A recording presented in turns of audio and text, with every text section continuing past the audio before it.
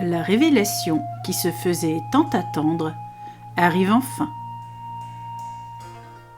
Il était enfin une fois de plus, où je me demandais si cette satanée nouvelle allait enfin venir dans mon escarcelle de comtesse, en attente de compter elle aussi pour ses nouveaux fans dans l'univers. Il se fallait pour cela une bonne dose de regard en billet, de regard en quinconce, et surtout une bonne dose d'humour non frelaté au dénuement massif dont je souffrais, pour enfin m'apercevoir que je devenais celle que j'avais tant voulu être. Bon. Elle déraille, la comtesse, maintenant, avec sa dose de je ne sais pas quoi pour devenir je ne sais pas qui. Non, je deviens vraiment acariâtre à force d'attendre pour rien, me dis-je si souvent. Mais voilà que la nouvelle ne se fait plus subliminale ou pleine d'espérance inassouvies. Elle arrive ce matin, oui, ce matin même, par la boîte aux lettres du bonheur. Allez, je vous raconte de quoi il s'agit. Il s'agit de la réponse à toutes mes angoisses, celle qui du matin au soir m'empêche de rêver à la poule aux œufs d'or, car cela n'existe pas. Celle qui m'empêche d'être moi-même, car cela signifierait être maître de soi, et pour le chemin du soi, j'ai encore quelques apprentissages à faire. Bref, je me demandais depuis si longtemps pourquoi l'univers ne voulait pas me prêter main forte dans cette histoire de thèse du bonheur à partager au grand public, sans pour autant me ruiner en autocollant du genre « Suivez-moi, croyez-moi, mon bouquin il est trop top, parce que c'est moi qui l'ai écrit. » Eh oui, moi toute seule, comme une grande, et même pas aidée par une sorte de malotru qui voudrait s'approprier et mon nom et ma foi en l'univers, bien sûr. « Tu saurais pas où est la graffeuse ?» me hurlait d'un coup monsieur le comte, en prise à une sorte de hernie du compostage des vieux documents pour les remiser au passé. Et pour cela, il fallait les accrocher les uns aux autres, à l'aide d'une magnifique agrafeuse sans fil et sans agrafe compatible dans le tiroir la plupart du temps. Heureusement pour lui, et pour moi, j'avais ce qu'il fallait, une agrafeuse aussi rouillée que mon percolateur à café, et une sorte d'agrafe super intéressante, puisque compatible avec tout et avec rien. Comme l'univers, quoi. Ce dernier venait de me donner la raison du plus fort des petits rien du tout que j'étais, en me renvoyant la messagerie du bon temps que j'attendais depuis si longtemps. Ce bon temps qui ne viendrait jamais, selon moi, et qui maintenant fait irruption dans ma vie, comme une agrafeuse dans la vie de monsieur le comte, pour remiser le mauvais souvenir et les factures du bienséant facteur d'électricité et du victuail quotidien à la remise du temps passé. Car maintenant, c'est sûr, l'univers m'a entendu et compris. Il fallait que je le remercie. Mais comment ? Bien, en chantant sa chanson. Celle du « Je te l'avais bien dit ». Lorsque le Saint-Nicolas viendrait, il donnerait les bons bonbons à ceux qui le nécessitent et le désirent vraiment en retour. Alors, accepte ces bonbons et fais-les fructifier pour d'une année sur l'autre les distribuer aux plus petits des grands riens comme toi, me dit cette étrange voix tout au fond de mon cœur. Vous savez, cette même voix qui me disait de ne pas paniquer, et que mon tour de grandir en silence et sans aventure inutile viendrait à la longue de mes méditations, en face du vieux grimoire d'une maison de famille, aussi vieille que mon nom de femme incarnée, quoi. Il était temps de travailler, pour mieux vous voir en chair et en os, chers auditeurs, au long d'une drôle de tournée, entre les livres du passé et ceux du futur à venir, pour vous, mais également pour moi. Je sais, je parle un peu beaucoup de moi ces derniers jours, mais il paraît que c'est le moment. Alors, j'en profite, avant de vous divertir ou vous convertir aux histoires du nouveau monde, qui vont arriver, toutes neuves, et sans attribut négatif au sommet de mon clocher de vieille comtesse, lorsque la tour du château, à l'aile ouest, se transforme en rabatteur pour vous attirer dans mon petit monde de foldingue, du chapeau et de la vertu, sans sens la plupart du temps, pour ceux qui n'y comprennent rien à la vie de château, ou de comtesse, ou la mienne en fait. Car ma tête, elle ressemble à ce grand château qui m'abrite les soirs d'hiver, entre la cloche du marchand de sable, qui m'endormit bien trop souvent, et celle du marchand de vin, qui n'arrivait jamais à me faire avaler la moindre cuillère de son breuvage frelaté. Et cela, depuis la création du marché de dupes, en bas, à côté de la ferme aux poules sans tête, près du garde-manger de la femme du compte en banque, qui avait maintenant bien compris comment nourrir son époux, sans jamais le rendre aussi avare que par le passé, avec son voisin, du comte à traire les vaches sans arrêt, pour ne surtout plus manquer de lait à Noël. Eh bien, chers amis, Noël avance, et je me demande si la guerrière du lendemain que je suis ne va pas quand même vous raconter une mignonne et toute petite histoire de guêpe, qui, je suis sûre, se reconnaîtra à travers ces petites lignes à son sujet. Il était une fois une guêpe qui ne savait plus voler.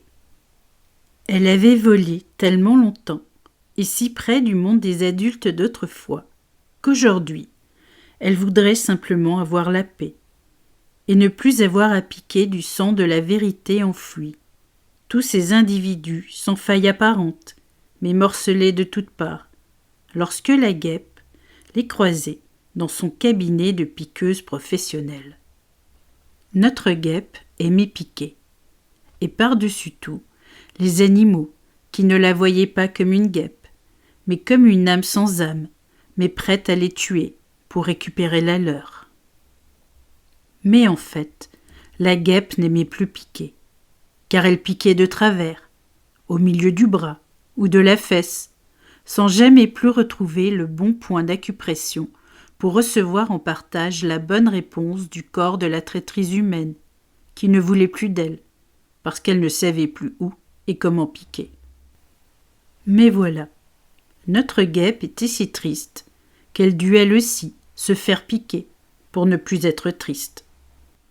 Quelle horreur, se disait-elle, empreinte d'une sorte d'amertume, pour ne pas avoir dit qu'elle aussi savait piquer avant, et que maintenant tout le monde dit qu'elle ne sait plus le faire, malgré son talent millénaire de piqueuse, non pas de bras ou de fesses, mais d'âme. Là où les douleurs se font le plus fortes, le plus palpables par l'humain, même si souvent c'est le bras qui en subit les conséquences. Mais notre guêpe, au lieu de dépérir, commença par faire la grève du stylo qui pique, pour finalement arrêter d'écrire ses malheurs au grand recteur de la guêpe hospitalière.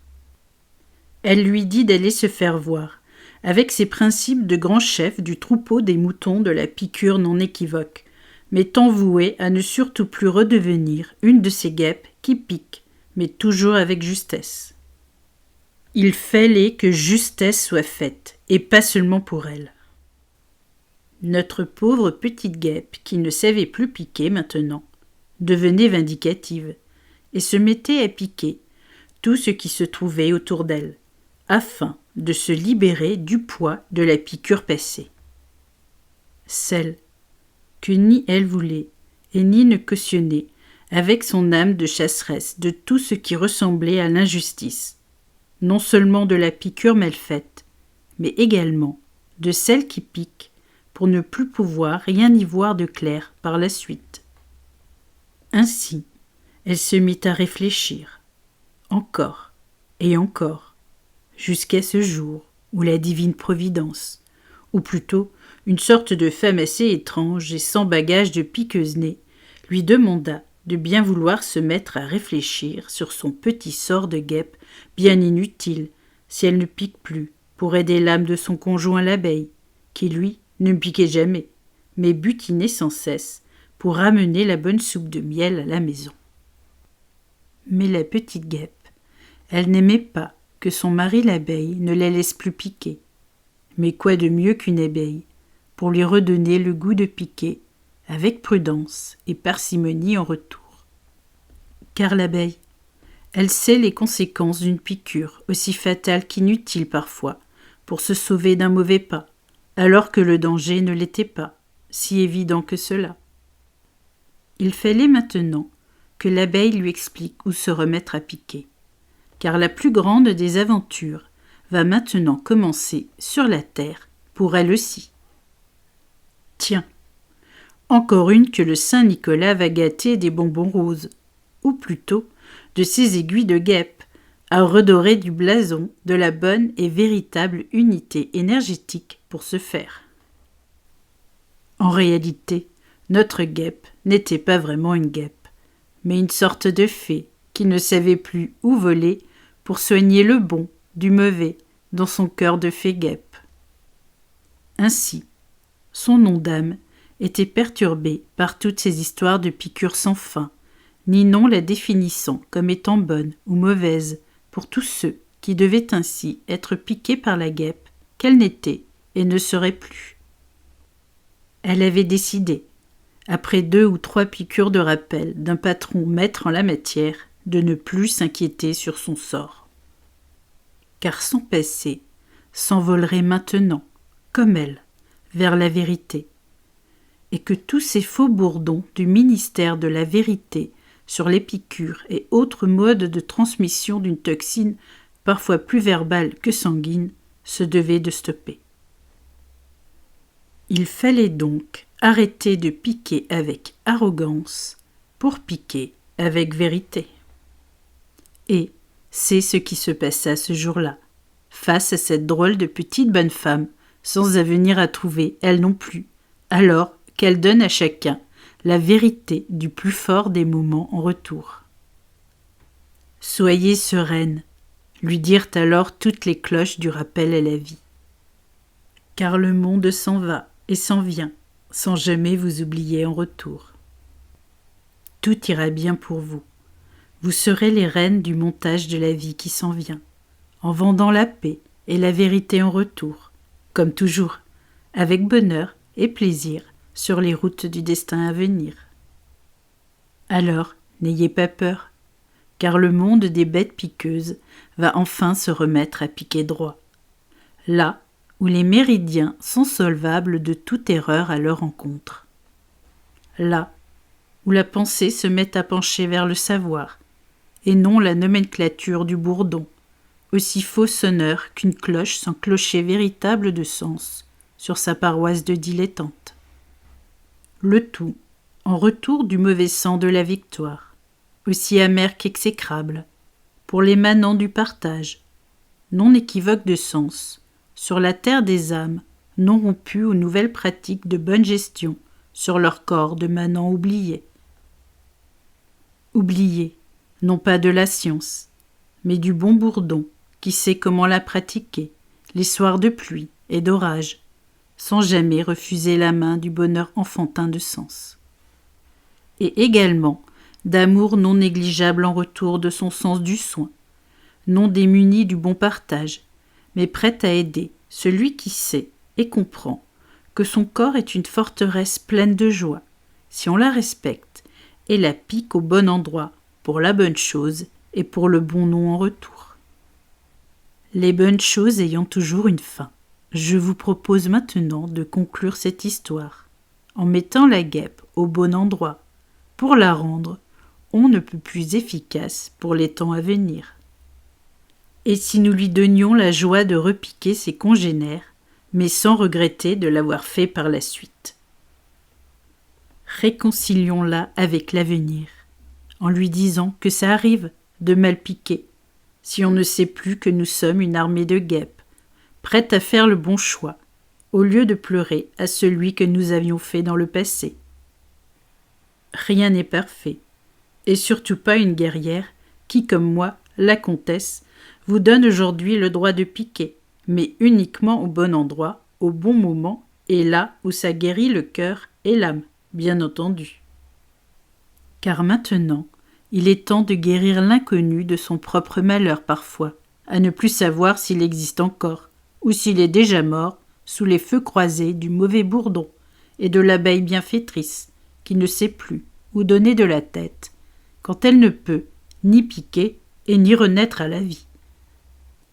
Car la mort lui serait fatale, contrairement à notre petite guêpe, qui renaît maintenant de ses propres ailes, sans jamais plus piquer où il ne faut pas.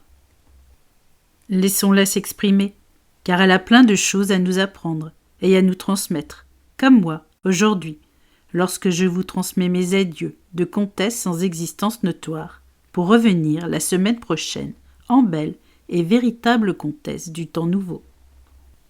Alors, à la semaine prochaine, pour une série de contes sans morale exagérée ou autre adage pompeux. Car, la vérité étant acquise pour tous maintenant, je vais vous raconter des histoires plus légères, mais non sans intérêt, comme de bien sûr, pour tous ceux qui auront envie de connaître les légendes et les mystères du monde de la vraie vie à venir sur Terre.